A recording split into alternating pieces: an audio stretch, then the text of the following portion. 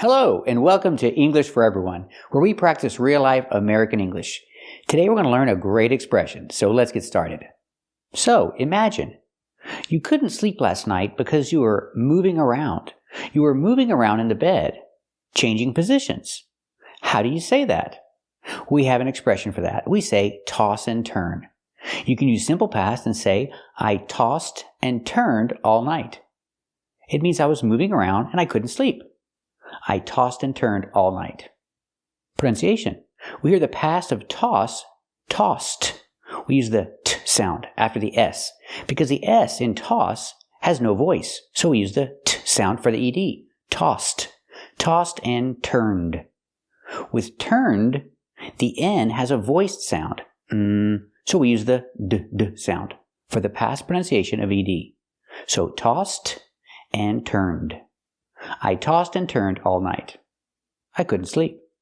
Or I can use past continuous and say I was tossing and turning all night. I couldn't sleep.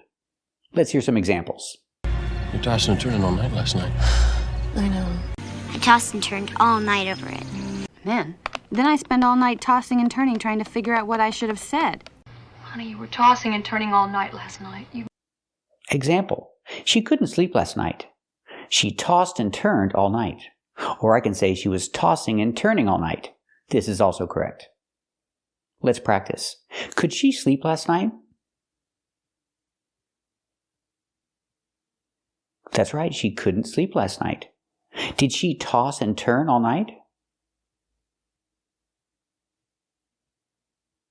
That's right, she tossed and turned all night. Or I can use past continuous. Was she tossing and turning all night?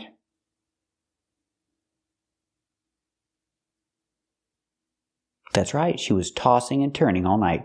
She couldn't sleep. And why do we say toss and turn? Well, turn is pretty obvious. She's turning over. She's turning over in her bed, so turn. But what about toss? Toss means to throw something lightly. Now, she's not throwing herself, but that's the expression. And that's where the word toss comes from. It means to throw something lightly. So if she's moving around her bed, she can't sleep, she's moving around, she's turning over, she tossed and turned all night. Today we're learning this idiom, make do. Well, I know make and I know do, but together, make do. It's an idiom. And what does it mean? It means to use what is available when what you have available is not enough. You make do with what you have. We use the preposition with.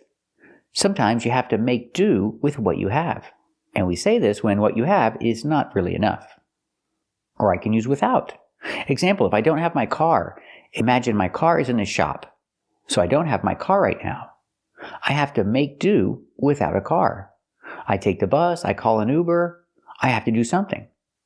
I have to make do without a car. So remember, make do with or make do without. Or I can just say make do. I don't have a car. I just have to make do. You don't have to use with or without. You can just say make do. I'll have to use what is available when what I have available is not enough. That's to make do. Let's hear some examples. Well, we make do with what we got. You hope for the best, then make do with what you get. Because trying to make do with only one, even harder than it sounds. We'll make do with what we have, won't we?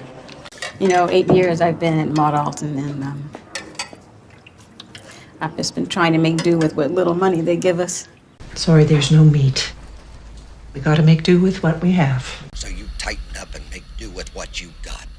Example. The party is about to start, but we don't have any napkins. Well, we can't go to the store now, so we'll just have to make do. We'll have to make do without any napkins. We'll have to make do without them. Let's practice. They don't have any napkins, but the party is about to start in 5 minutes. What are they going to do? Are they going to make do? They're going to have to make do. Are they going to have to make do without them?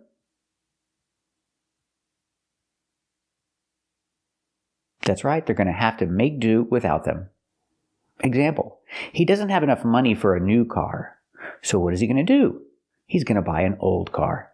He's going to have to make do with an old car. Let's practice. He doesn't have enough money for a new car. So what is he going to do? Is he going to have to make do with an old car?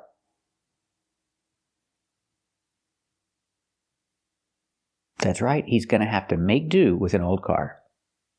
So remember the idiom, make do. It means to manage with limited resources. So we can use two different verbs. We can say work out the kinks or iron out the kinks. Pronunciation, iron, iron. Make the long I sound plus the y sound like yellow and yesterday. Iron. Then the sound like burger. Link the sounds. Iron. Iron out the kinks. So again, you can say work out the kinks or you can say iron out the kinks. And what does it mean? It means to fix small problems, especially with something like a new project. There are still a few problems that need to be fixed. You need to iron out the kinks. You need to work out the kinks. So what is a kink? This is a kink. There's a kink in the hose. That's what we call it when the hose is folded like that. We don't say the hose is folded, we say there's a kink in the hose. And it's a problem. So that's where the expression comes from.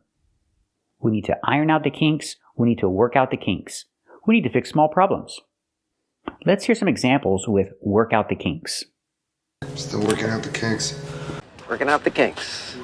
Sorry, just working out the kinks, you know, Snoop. No, we're working out the kinks. It'll be all right. Oh, you gotta work out the kinks. And you can also say iron out the kinks. It means exactly the same thing. So let's hear some examples of people saying iron out the kinks. For 10 years, Beekman and Hervey promised me they'd iron out the kinks. Yep. You open up the doors a few days early, iron out the kinks, and then you have the grand reopening gala. What better way to iron out the kinks, right? So these are expressions. Do we have to always say them the same way? No, we don't. We can change these expressions around. For example, I can say, work out a few kinks, if there are just a few of them. I need to work out a few kinks.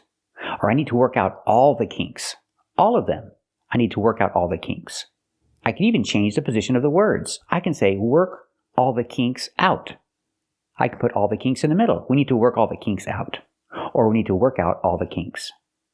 Let's hear some examples of the variations of this expression. Oh, yeah. Yep, I worked all the kinks out. Functional. You know, we've worked out all the kinks. Still a few kinks need ironing out, but not to worry. So example, they're working on a project, but there are still some problems. So they need to iron out the kinks. They need to iron out all the kinks. Let's practice. Do they need to iron out the kinks?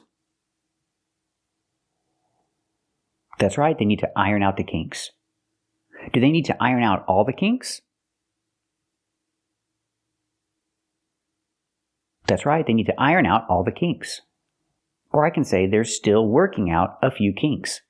Because it's right now, I use a continuous action. They're still working out a few kinks. Let's practice. Are they still working out a few kinks? That's right, they're still working out a few kinks.